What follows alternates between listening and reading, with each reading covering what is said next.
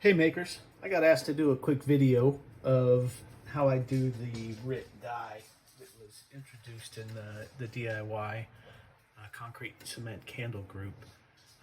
First thing I do is, fill up a big stainless old pot that I put the vessels in. You can see that there's still some red in there, but that's okay. That's from the last batch, and we're going to do another batch of red on this one. When I change colors, I'll scrub it out with a scratch pad or something and clean all the red dye out of there. So we let this heat up, get it just to the point before it's boiling, I guess. The water would be moving. The last batch I salted. This one I will not salt, just to see if there's any difference. I kind of doubt that there is, but we'll see. This will be about a half a bottle of RIT added to this water when it gets hot. And we'll be back when it's hot enough to go. All right, we've got our water up to temp and it's moving. We're going to go ahead and add the RIT dye. This is the one I'm using. It was originally 7 ounces. I've probably poured 3 in there, so we're going to do that now. Ooh-wee. It turns a nice dark red. Then we start adding our vessels. This is just how I do it. I'm not trying to pass this off as the right way to do it. Get them in there. Very carefully, that water is hot. Maybe use some tongs if you're going to try this.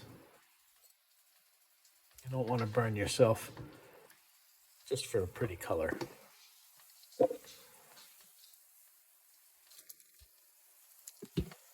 But I lay 8 around the base of this big stainless pot and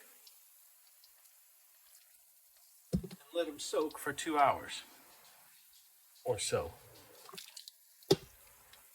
By that time, I usually have the temperature down enough to more easily handle them. So you see, you gotta find the spot. I can't see where that one's gonna fit. Ooh, that's spicy hot. All right, so we'll just do 5 on top.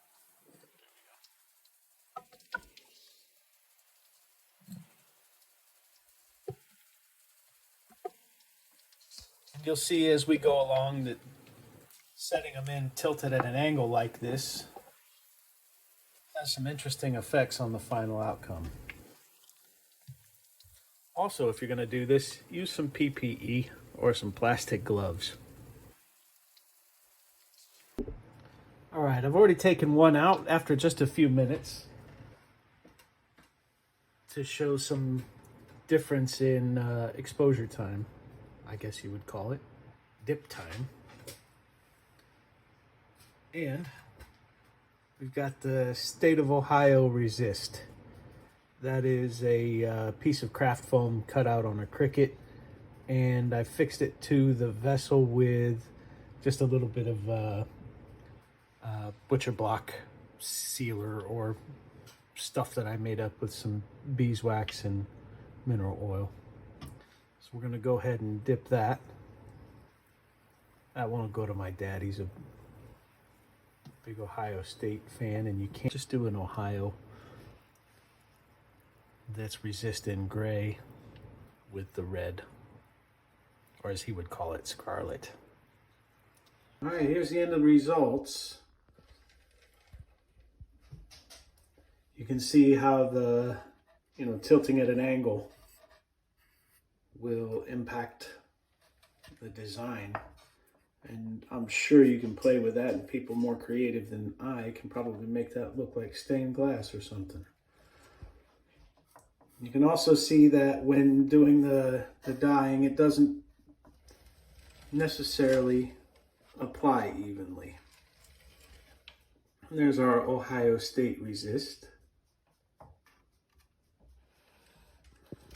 All right, so these were in for a few minutes. These were in for about an hour. Again, more tilting and playing. And you can see inconsistencies in the color. These were in for about 2 hours. Watch out if you're bumping them. Again, more tilting in varying positions. These were in for a couple hours.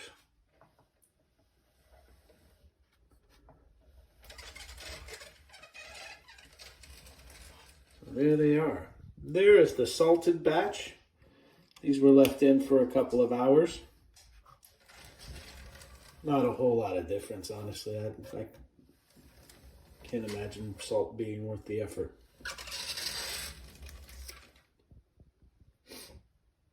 I love the way they look. They're rugged looking. They're different, a bit of a rustic look. This one is the dark green. That was in for 2 hours this morning. So that may lighten up a little bit more as the day progresses, but it's mostly dry now.